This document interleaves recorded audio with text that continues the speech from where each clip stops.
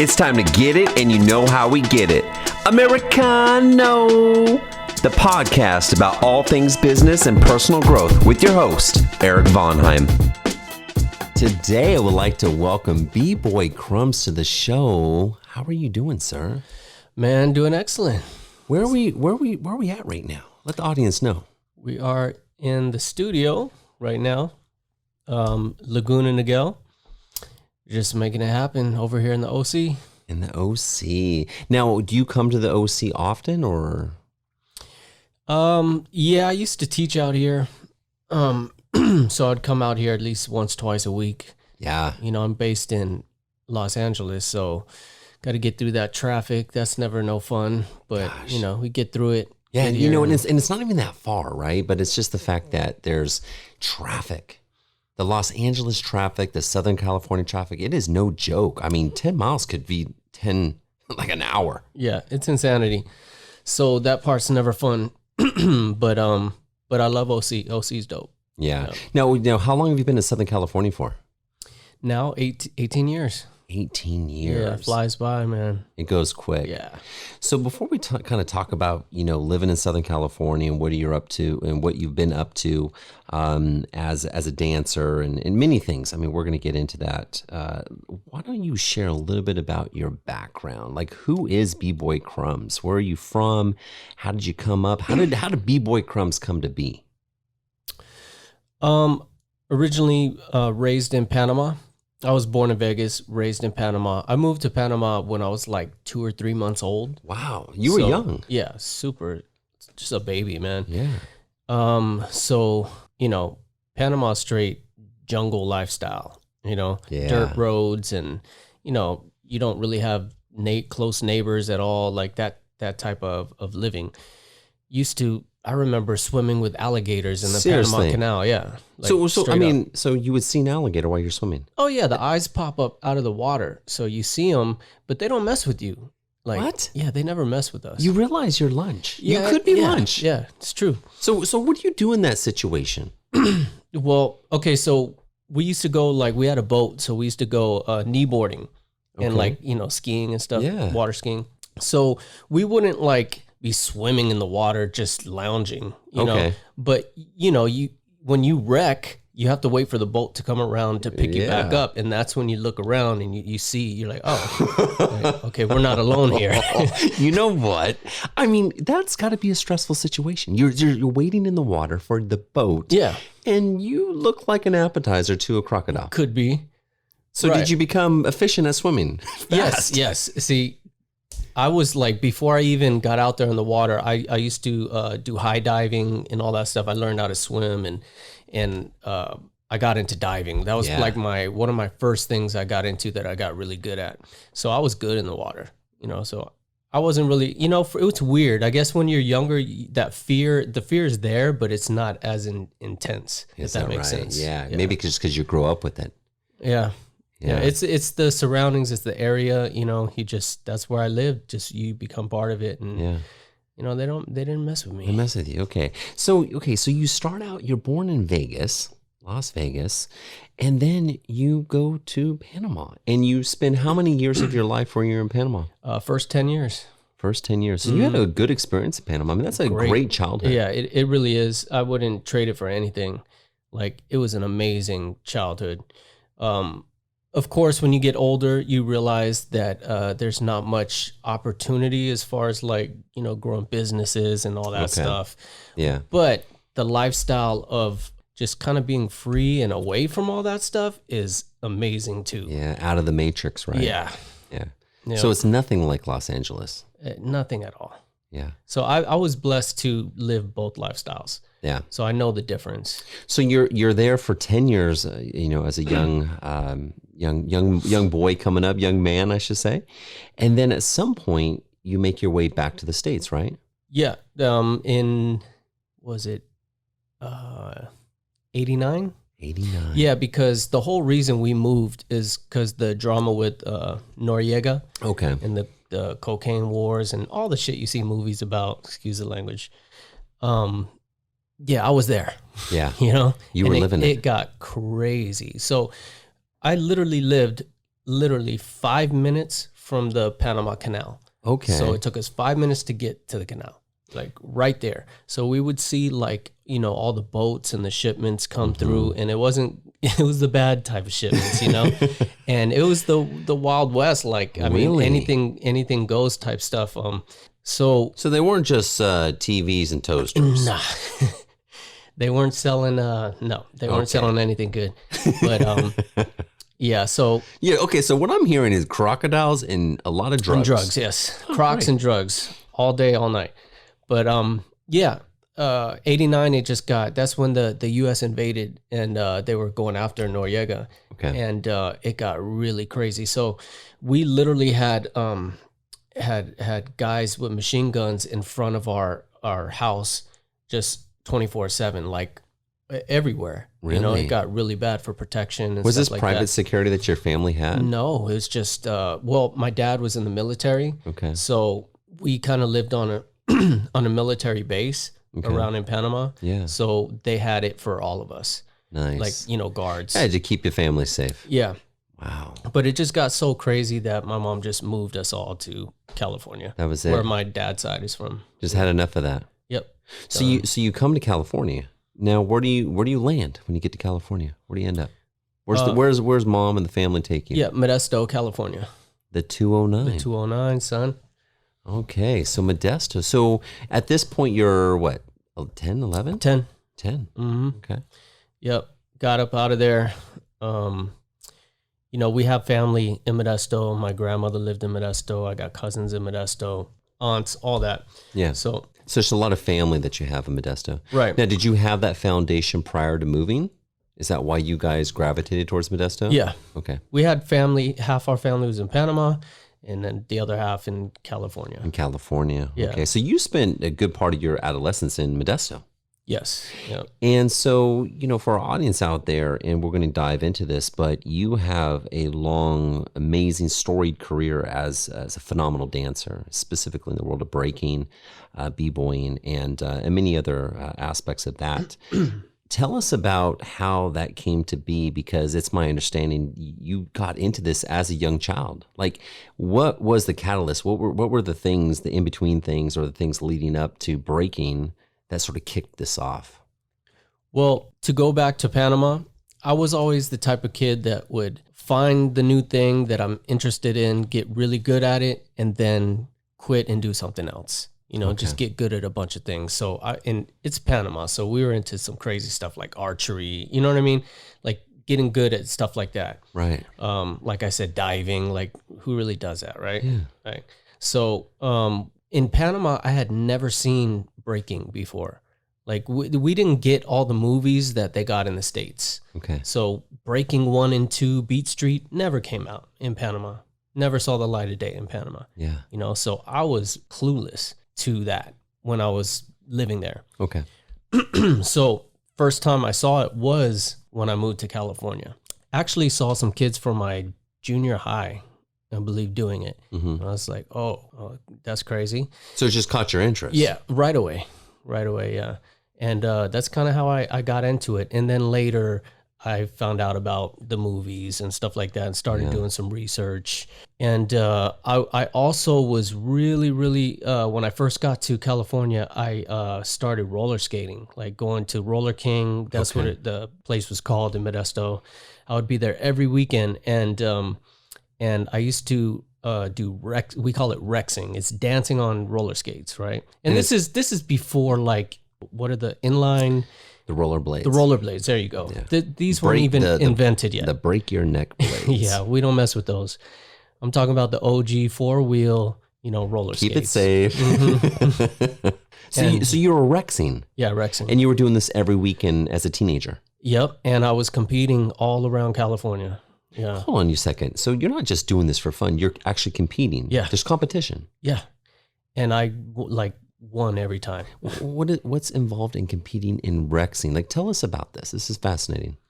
It's just like any other competition. Like you have your age categories, and you have a bunch of people in each category from different places in California. They all come to that one spot, wherever it is, for that weekend for the competition, and you go at it, Now, when you were going to this place, Roller King, is that where you first learned about Rexing, dancing on skate? Yeah. And was that because you had seen people doing it there?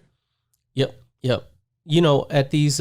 At the Roller King, this spot, they had nights like Fridays and Saturday nights where you go there at like 8 to 12, and you just have fun. You just skate, and there's people rexing, there's people speed skating, there's people just having fun, going around the rink, whatever it is. But you adapt to everything that's going on around you, and I gravitated towards rexing. Interesting. But I did speed skating too for a little bit. So are you telling me that you can skate backwards? Yeah, okay, I could pretty much, sideways, upside down, circles. So you're dancing on rollers. Now, are you going in a circle the whole time, or? Well, the rink is a circle. Okay. Do they mix it up? Didn't they mix it up, right? I thought it was sometimes like a couple songs are one way, then they change the songs, they make you go the other way. They rotate it right a little bit. No, I don't remember that, but they do a bunch of different things. Like I remember they had like some nights they would do limbo competitions where they bring out the bar and see, how low you can go, and really like think about that on skates, right? So you gotta cross your leg and like contort your body and not fall over. So it was pretty crazy, we would get pretty low on that, but just, kid stuff, having fun. Yeah, just having a good time. But the rexing, I really took that serious. And the first competition I ever did, I got third place. And then after that, only first until I stopped. So it's this competitive nature in you. Yeah, for sure. So back to what you said previously, it sounds like, when you focus on something, you just become enamored with it. Yeah. Right. And then you want to get really good at it. And then now it's just competition mode. Yep. Do you tend to apply that to everything that you do in life? Most definitely. Yeah. Yeah. So you're dancing, you're rexing, and at some point you see somebody from your junior high school that's breaking. Right. And what was your first reaction? Were you just thinking like, what the heck is this? I was looking for the next thing. Okay. Because you were kind of done with the Rexing at this point, or you had mastered it. Yeah. Well, you never master anything, but I did my thing. You did your thing. Yeah. It was time to move on and go to the next thing. And I knew right when I saw it, I was like, that's it. That's the next thing. So skates came off and I started breaking. Yeah. What is one of the most memorable moves that you saw in that period? Of those kids that were breaking? Because I feel like most people that hear that term breaking or break dancing, it's commonly known as well, right? Media term. Yeah. Media term, exactly. They're often thinking about, the flares or the windmills or the backspins. I was just going to say that. Flares and windmills were what caught my eye. And you got to remember too, like this is 92 something, 90, maybe 93. Yeah. So the B-boys weren't, they didn't have a large vocabulary yet of moves. Okay. So there was only a couple things that people were doing. Now, windmills and flares were some of them. Now I have a question. This is a serious question. Could the centipede be considered in that genre? Because, you see people at weddings and parties doing the centipede. That's always been on my mind. Is that considered a move? Or is that just a party move? I wouldn't consider it a breaking move, but it's definitely a party move. It's a party move. Yeah. Okay, party trick. For our listeners out there, the centipede, you are not breakdancing if we see you doing the centipede. Not at all. Okay, but if you do a flare or a windmill, okay, fair enough. We can mark you down. So you start on this path of becoming interested in breaking or breakdancing, right? And what happens next? I mean, do you just make friends with these guys? Do you start studying? I mean, you initially mentioned that there was limited information in Panama. Right? You're now in California where there's some people doing it.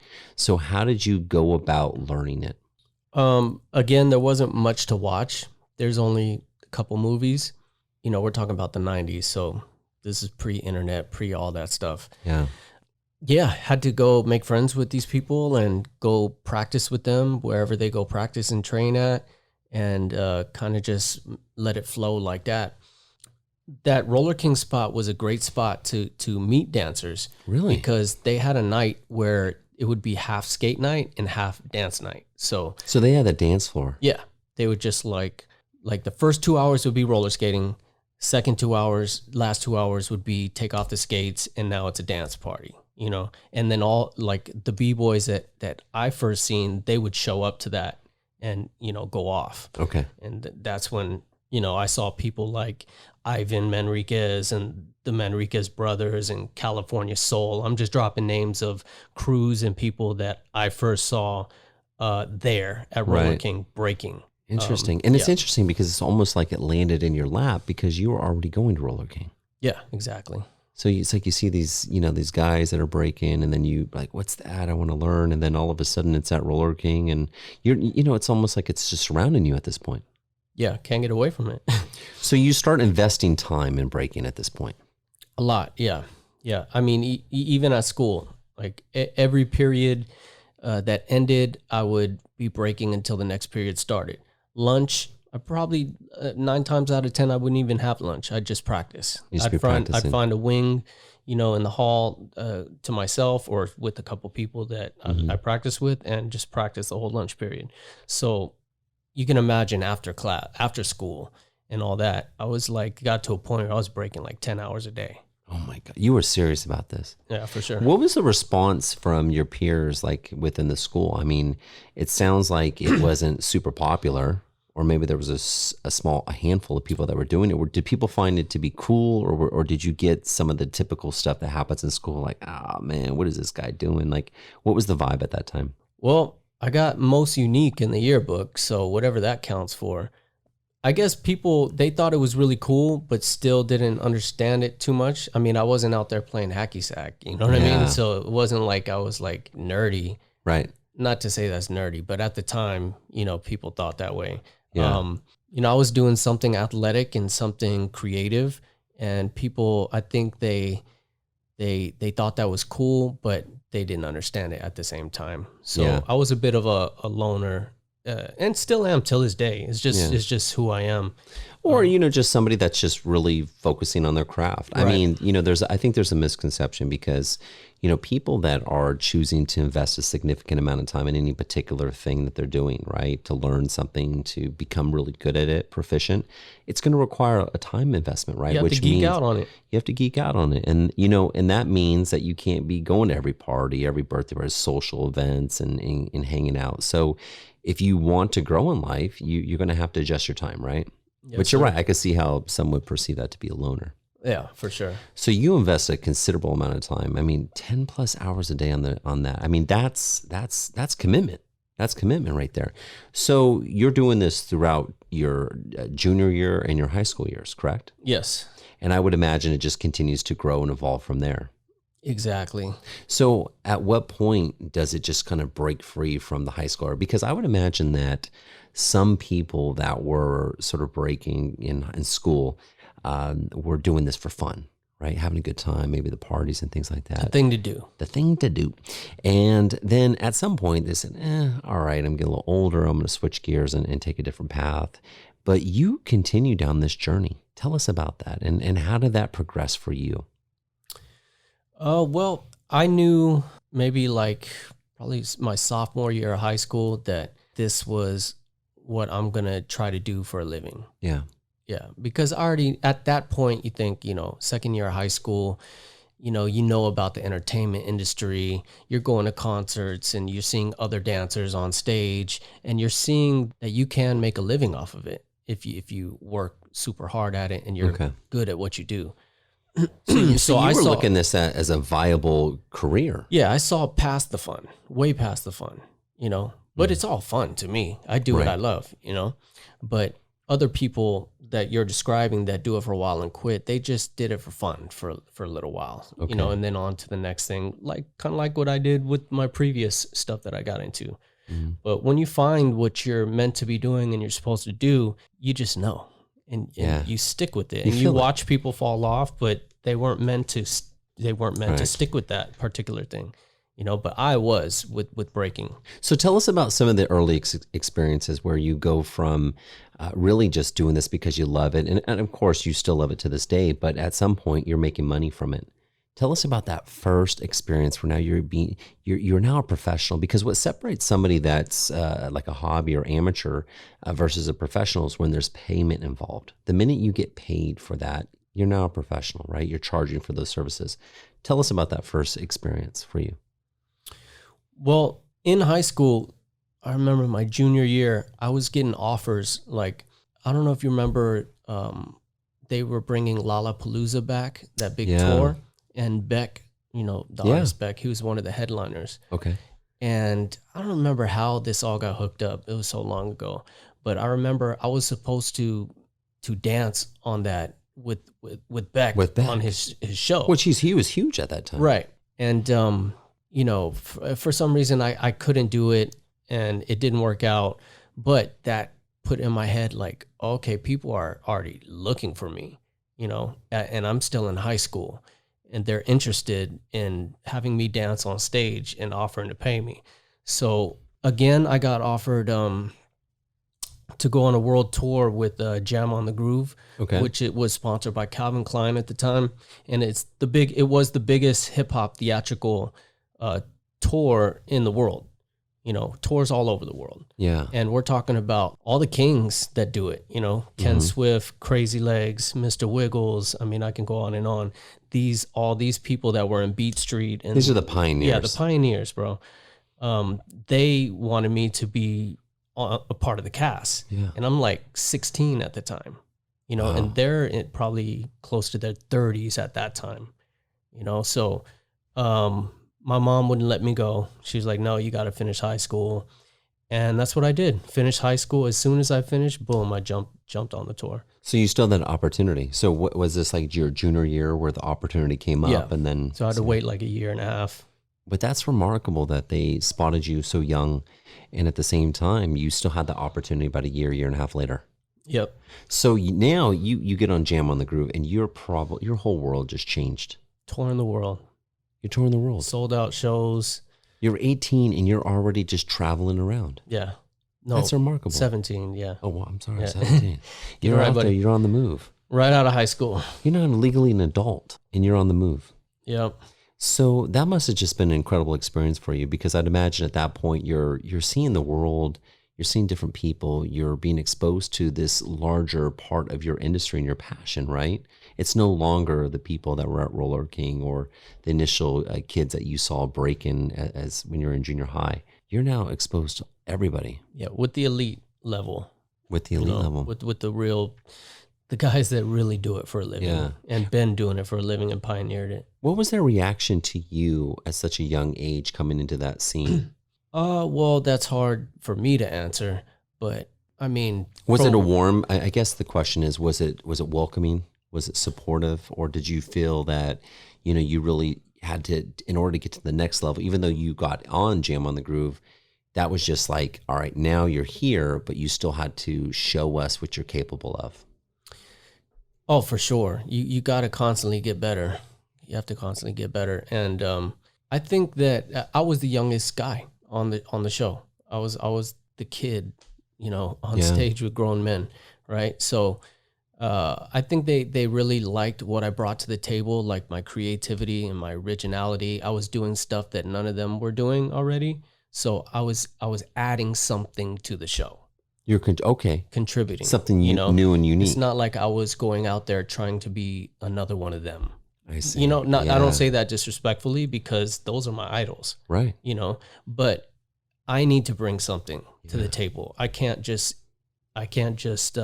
expect to do exactly what they do and not bring anything and feel good about that. But what you speak of is really reflective of the 90s. I mean, I often think about this in the context of music, right? Take hip hop music. I mean, it was a common term that many would throw at each other where they felt like you sounded like or looked like, they would call you a biter. Yeah. Right. And so I think there was a disincentive to sound like somebody else, to, dance like somebody else, which forced a lot of people to be unique, to be original. And what's interesting about that is a lot of those people got rewarded. And I think if you go back in early 90s hip hop music, you'll just find so much uniqueness and variety that it's just so original and raw. We had a couple rules in hip hop, and this pertains to all elements of hip hop. And one of them was definitely no biting. No biting. Do not steal other people's moves, other people's rhymes, other people's art. You don't jack. Yeah. You got to be creative, be original, do you. Because the community would call you out, right? Oh, yeah. Especially the dance community. Like, if you come in a Cypher doing like somebody's signature move or something, oh, you're not going to be let back in the Cypher again. Like you're going to get, you might get, you might get beat up. You know what I'm saying? Like, it could get real serious. Yeah. Come on, man. It's different now, but this is how it was serious. It was serious. Now for our audience that's listening, what is this, for those that have never heard this term, Cypher? What is a Cypher? A Cypher is a circle that we dance in. Okay. You know, just huddle up, make a circle, call it a Cypher, and one by one we go out and dance, and battles start that way. Things get heated. You know, you exchange with people, go rounds. Is it ever physical? I mean, does it ever really get physical where you get, It can, but it just depends on the type of person you are. Like if you're that dude, I've never been that dude.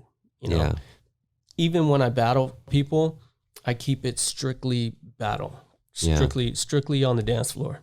So it just probably depends on the ego. Yeah. If the guys, there's jerks out there that are just that's who they are.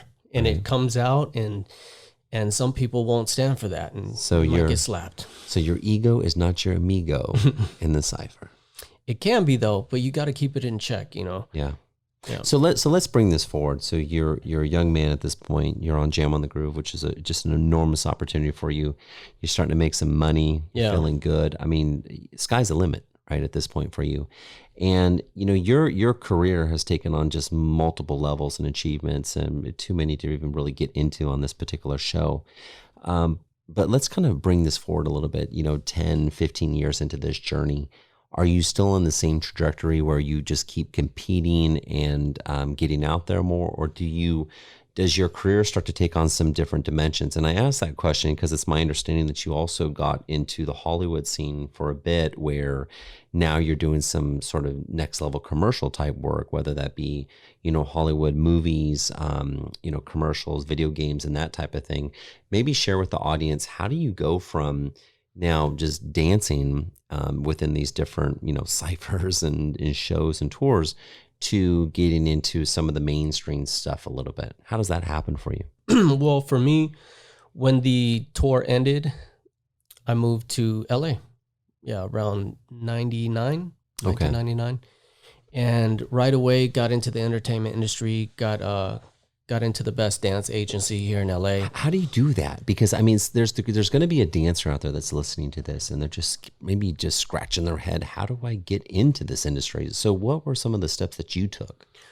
Well, I'll tell you what you're supposed to do and what I did. Okay. What you're supposed to do is like audition. So they have auditions like once a month for these different dance agencies, and they'll pick who they like and represent them. Okay. I just showed them a video clip and they signed me up. You just showed them a video? Just showed them a video clip. Now, you said this was in 1999? Yeah. I mean, video was not like it is today. Right. So were you a techie? Yeah, I've been video editing and producing since like 93. Really? Yeah. So in your spare time when you weren't breaking 10 hours a day?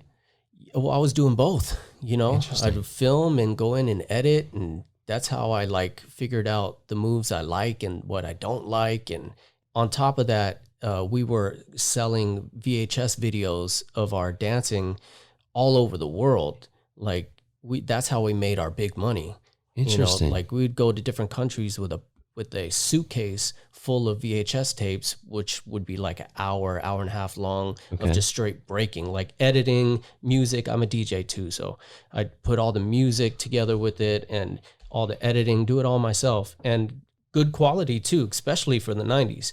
Like this was, there wasn't many people doing this in our scene. You were ahead of your time. Yeah. So how much were you selling these tapes for? Like $50 a pop. $50? Yeah. Around 1999, 2000? Yeah, sell out like in 10 minutes. Oh my gosh. Yeah, legit. But that all died when YouTube came out. YouTube put everybody to sleep. Oh, that was a bummer, man. But do you ever see your videos bootlegged on the internet? They're all on there. Yeah. Yeah, all of them. How does it make you feel? Like, do you kind of smile? Yeah, that's awesome. Or do you just feel like, oh man? It's all promotion now. I mean, the game's changed. So the more promotion, the better. Yeah. You know, you can't think of that money's gone. That's gone. It's gone. way gone. But what's nice about that is that that's part of your legacy. Right. You know, that's your contribution that's going to just stay out there. What's interesting too is like somebody somewhere in the world is able to watch that and they're going to find that inspiration, just like you did with those boys that you met in junior high. Mm-hmm. So you're living in Southern California. So after the tour, you come to SoCal, and you get into the agency scene with a video clip. And they hire you on the spot. So when you get hired by an agency, what does that mean? You're just on their roster in case a job comes up? Yeah, well, I'm a dancer. So whenever there's dance gigs, whatever artist it's for or movie production it's for or whatever, they call these agencies, let them know, hey, we got this project. We're looking for 3 hip hop dancers. Okay. You know what I mean? Hip hop. And so what the agency will do is call all their hip hop dancers that they have, that they represent, send them all to the audition, and hopefully somebody books it from their agency so they can get paid too. You know, so I would just go on auditions every other day or every day sometimes. Yeah. You know? Now I have just a sort of side question here. Could the agencies differentiate between hip hop dancing and breaking? Because I feel like there's a lot of people out there that don't really understand the difference between the two. Yeah, that's why you don't even mix it up, like in that world, because they don't know any better. Okay, so just let them call it when hip-hop. they say hip hop, send choreography dancers, send freestylers, send people that break, send everybody that does hip hop. But isn't that kind of a problem? Because I mean, within the breaking community, you could have somebody that just pop locks, right? Just popping. Mm-hmm. Right, which is somebody that doesn't really focus on any groundwork or power moves, correct? Yeah. So what happens if they show up to an audition and they're not sufficient for what they think they are as a dancer? Well, auditions get crashed you wouldn't believe by what types of dancers come that aren't supposed to be there, you know? Really? Yeah, it's just part of the game. So you just gotta, throw them out there. Just send over the 5 that we have on the list. Yeah, a lot. Yeah, it's crazy. So when you get into this, you're working with an agency and somebody calls them and says, we need X hip hop dancers, and you're one of those. You show up, and now what happens? Do you then have to sort of, just dance based upon what they need and prove yourself yet again to secure your spot in the show, or are you guaranteed whatever's going on? Nobody's guaranteed nothing. Like, you have to audition. That's why it's called an audition. You go there and either they're doing choreography, which they'll have a choreographer and they teach a routine, which you have to learn the routine. And then, they'll put you out in like maybe 4 people at a time to do the routine. And you have to learn this quick. Yeah. And you're in a room full of like maybe 200 people, like hella foggy. The mirrors you can't even see in the mirrors. Wow. You know what I mean? It's legit. You could barely see the choreographer, you know what I mean? Because there's so many people and you're trying to learn from looking at the dude left to you or right and they're doing it wrong. You know what I mean? So I never banked on choreography. I knew what my thing was. I'm a specialist. But did you have to play the game though? I mean, like, for example, if you come into a situation where they're trying to teach you a routine where you're not the director of that, right? Mm-hmm. You essentially have to learn their move. Yeah. Could you pick that up quick though, being that you were so creative and competitive? I mean, could you pick it up quickly? No, because so you got to understand. With choreography, that's a whole different game. You got people that are born and raised in LA that were born in dance studios. I wasn't born in a dance studio. Okay. I was made in my garage. You know what I'm saying? Yes. So I taught kind of a lot of self-taught, the choreography dancers, they're like raised in studios and that's all they're doing. It's choreography. They're following other people's. They know how to remember. It's a memory game. Because you got to remember like, 1, 2, 3, 4, 5, 6, 7, 8, like a bunch of 8 counts. Yeah. And it's a lot of memory to retain. Yeah. And so I'm a freestyle artist. So I go out there and do what I want to do. I let my body flow into moves and my body just knows what to do. Right. So I didn't pick up the choreography fast like the people that grew up doing that. But I picked it up enough to show them, hey, I could do what you do. Now watch what I do. So, and that's what separated me from everybody else, because all those people that grew up in the studio, they can't freestyle. Right. Well, I would say like a good 95% of them can't freestyle. But would the choreographers be receptive to that type of response? And the reason why I asked you the question is because, I mean, the choreographers, it's my understanding, correct me if I'm wrong, they're putting together those moves, right? And so I would imagine that's their baby, and they want basically an army of people that are doing their moves. Mm-hmm. How do you interact with somebody that is an A-type creative person, and now you're wanting to make adjustments, prove yourself, but ultimately get the job? Just be a good person. That's it. Just come in, and I always came in and did my job to the best of my ability. Yeah. Humble, nice, on time. You know what I mean? All the being punctual, all those things. Be that guy. Not the brown nose, and I was never that type, which is huge in Hollywood. I just came there, blew it up, and was easy to work with. So your work ethic was solid. Yeah. And it's not like I would show them, hey, I'm trying my best to learn your choreography and what you do, and then look what I do besides that. So it's like bringing more bang for your buck. Right. Like not only am I going to come and do the choreography, but you're going to have like flips in the video now. You're going to have crazy dynamics in the video now when they go to cuts, if they want some raw dancing, like that was our thing. And they responded well to this. Oh yeah, they loved it. You set yourself apart from everybody there. Yeah, it was trouble. It was trouble. You probably were not the most popular person amongst the other. You'd be surprised. The ones that are working are always popular, and that's just the way the world works, man. Like whether it be fake props or real. Yeah. So you're in the scene now, full blown, right? And you just do the job just keep coming because of your performance. Because I'd imagine you get one job, and then they're probably going to report back to the agency, and I would imagine that sometimes they're probably making a request for you. Is that true? Yeah, very true. So that just led to a lot of different roles and activities. Yeah, I mean, you still have to always audition. You still always have to book it. Yeah. But they know who you are, and they're like, make sure to bring, so-and-so shows up, you know what I mean? Like, and so, there's a limited amount of choreographers in the game. So once you work with them, it's just like anything else, right? Once you get in there and they see who you are, and you just keep working if you're really good. So there was a couple notable things that caught my attention when I was looking over your biography and your resume, and one in particular was you were in a video game. Yeah. Tell us about that experience. That was amazing.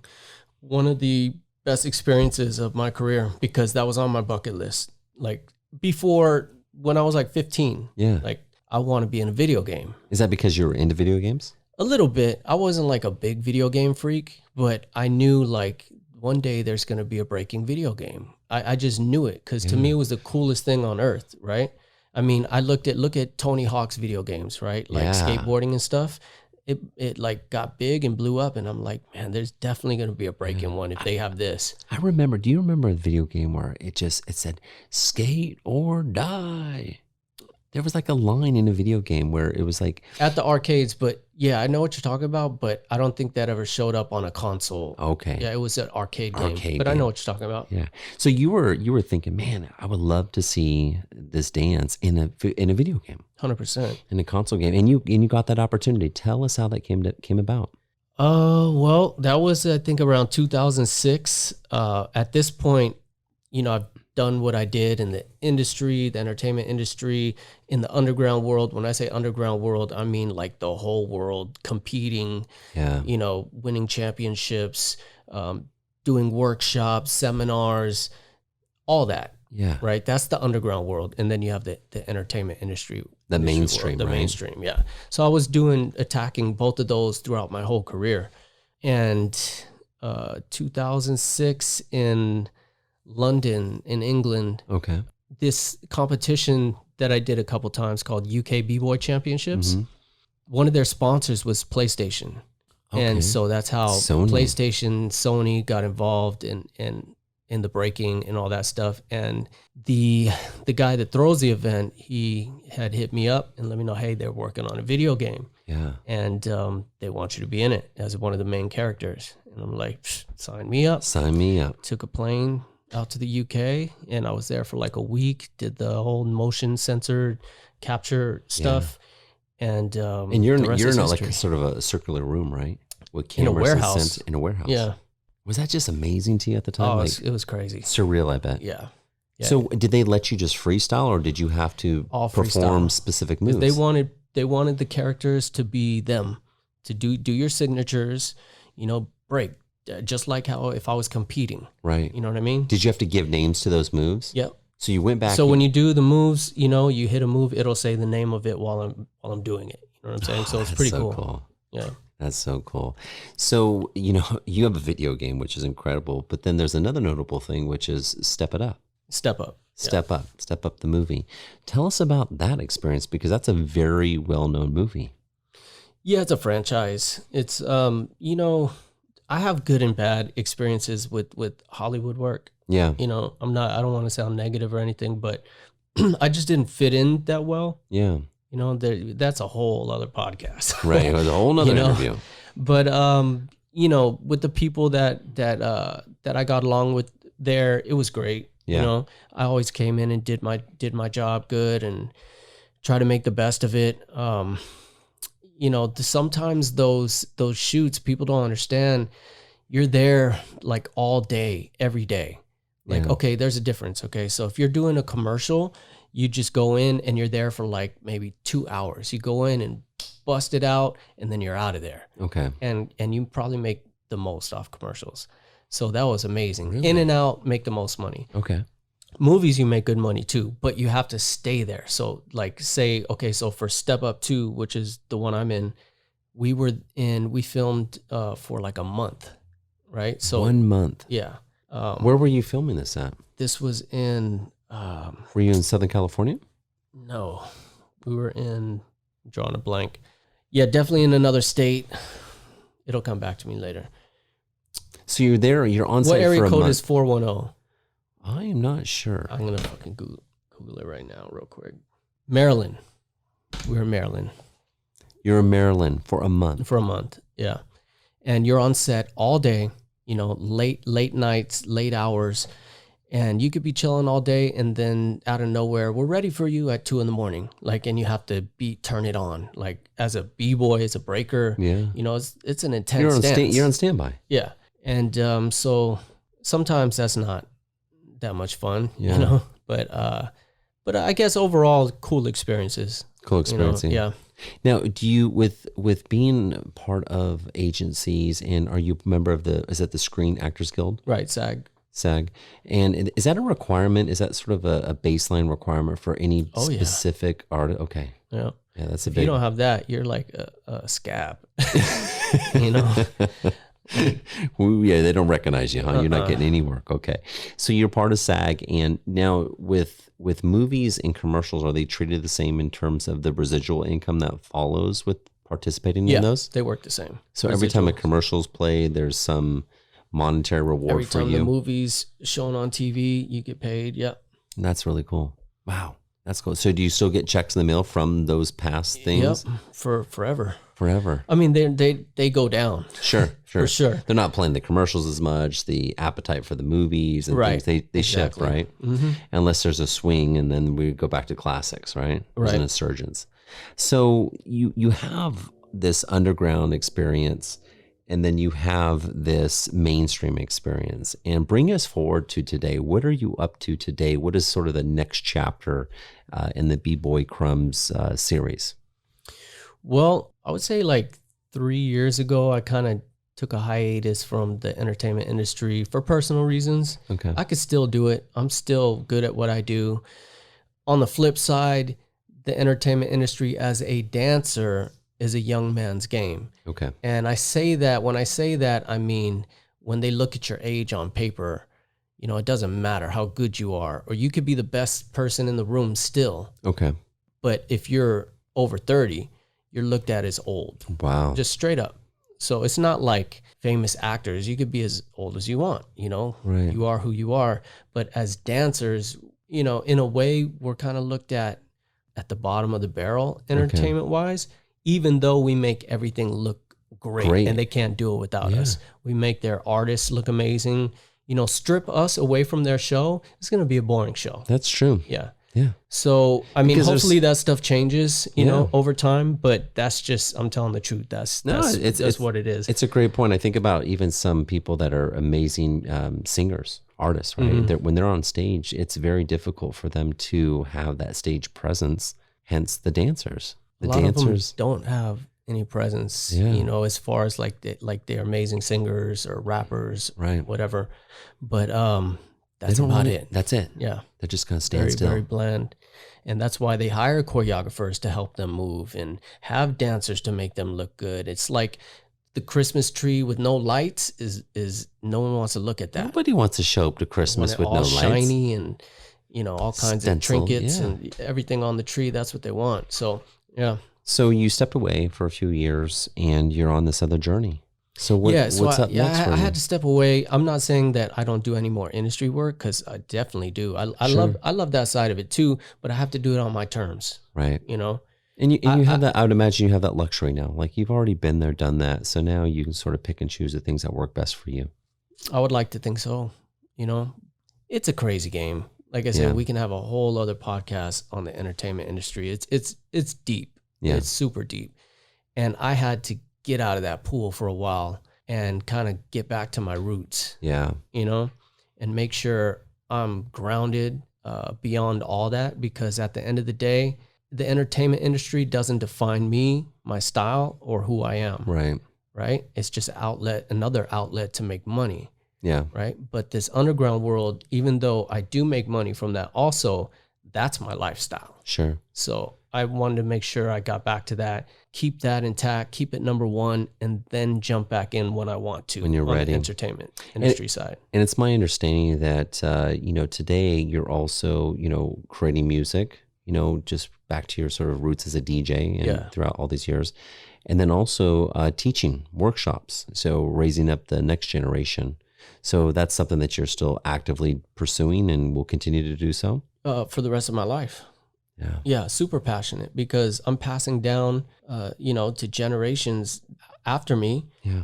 what I've learned, things that I've created, and things that I've learned from the pioneers, and just keeping each one teach one, we say, I like that. you know, and I really believe that, and that's what we go by. I mean, this is how our movement stays strong. Yeah. This is how our younger generations, I mean, if you look at breaking now, look at it. It's insane. Like Yeah.